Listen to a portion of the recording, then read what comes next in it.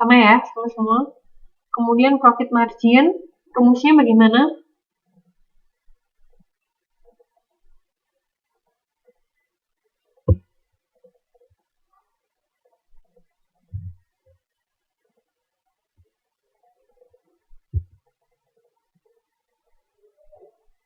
Profit margin menghitung apa? Keuntungan kan? Kalau di ini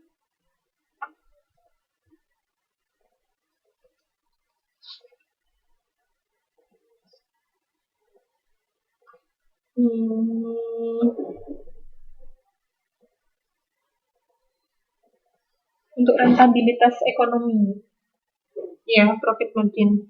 Jadi seberapa banyak keuntungan operasional bisa diperoleh dari setiap rupiah penjualan. Berarti apa sama apa ini?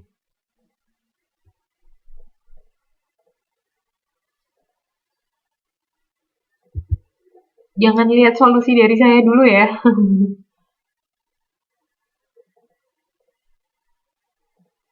Benar-benar latihan dulu.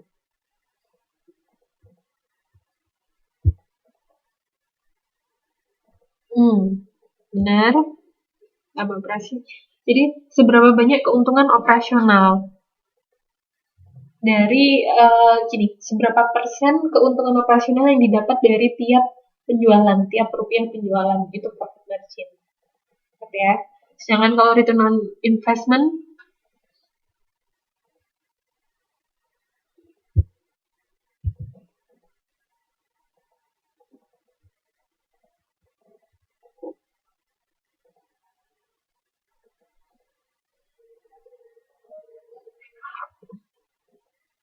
apa dibagi apa?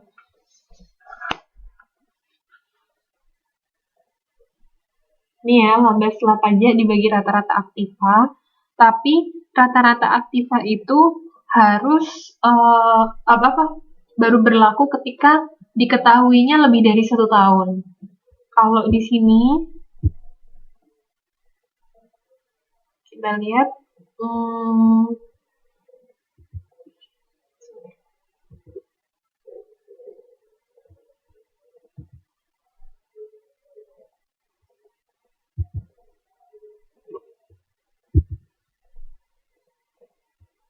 kalau di sini kan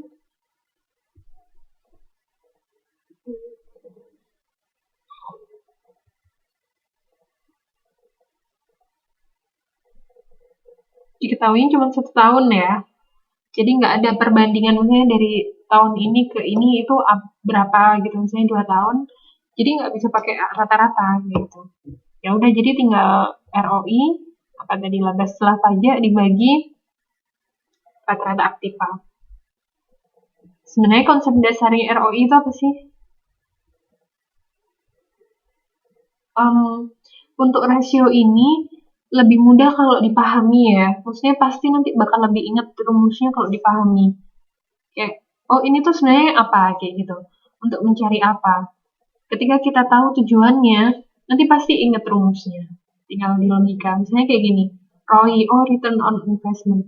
Berarti pendapatan return nih ya, pendapatan yang diperoleh dari setiap investasi. Gitu kan, dari setiap rupiah investasi.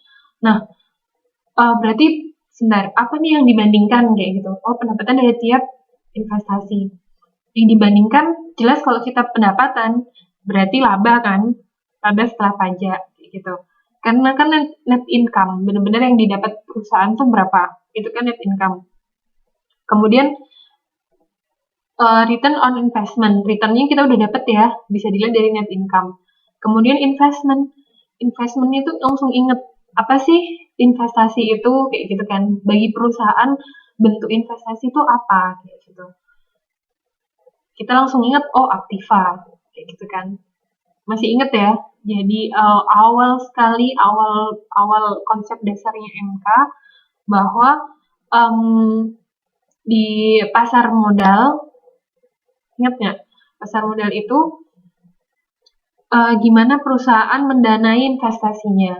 Itu kan masalah yang pertama. Kemudian yang kedua, investasi apa yang harus dipilih perusahaan, kayak gitu. Nah, investasi ini nantinya akan tercantum di sisi aktiva, sedangkan pendanaannya di sisi pasiva, kayak gitu kan. Berarti kalau kita berbicara tentang investment di sini, oh ini berarti aktiva. Seperti itu.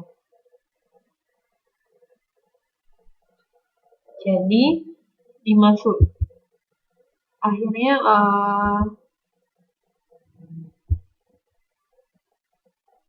ini ya caranya. Kalau return on investment gimana, laba setelah pajak kan dibagi sama total aktiva total aktiva, karena itu merupakan investasi bagi perusahaan gitu ya. Oke, kita lanjut ke perputaran piutang. Ini jawabannya ada yang beda dari saya.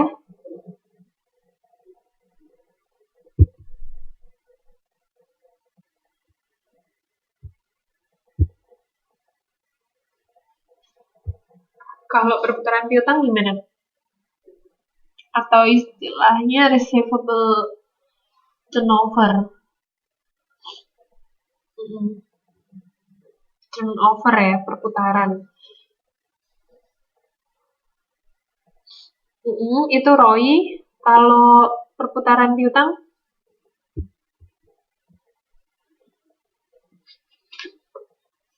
kita harus ingat yang namanya perputaran atau turnover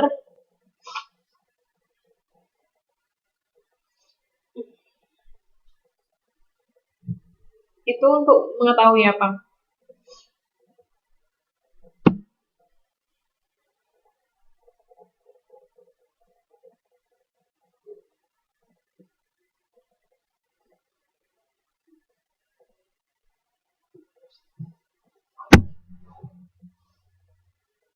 Piutang satu kali maksudnya? Oh, dikali satu kali. Nah, ini kan berhubung di soal nggak diketahui ya penjualan kreditnya berapa. Harusnya kan di tiap penjualan tuh pasti ada yang kas, ada yang kredit. Tapi karena di soal nggak diketahui, jadi selalu dianggap bahwa semuanya kredit kayak gitu. Iya, dibagi piutang. Ini untuk mengetahui apa? Konsep dasarnya perputaran piutang. Jadi perputaran piutang itu untuk mengetahui seberapa cepat piutang itu dilunasi dalam satu periode, kayak gitu ya. Seberapa cepat dilunasi. Makin besar, makin bagus, kayak gitu.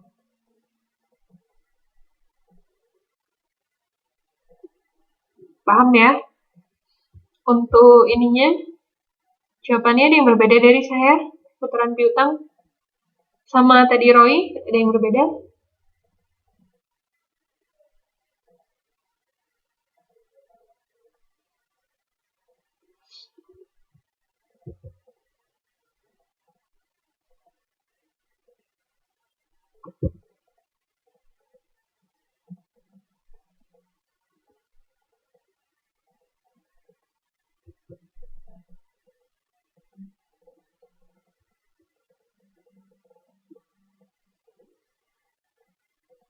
Nggak ada ya? Semuanya sama?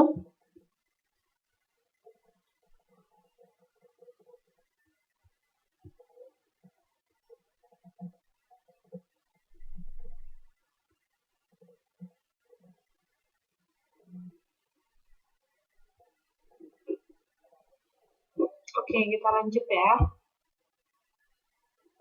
Nomor 2 udah bisa ya. Kemudian nomor 3. Waalaikumsalam warahmatullahi.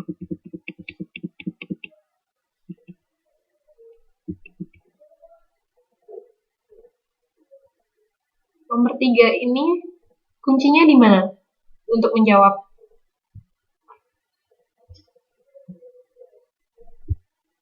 Kunci dari soalnya apa? Kata kuncinya, keywordnya. Jadi PT Aman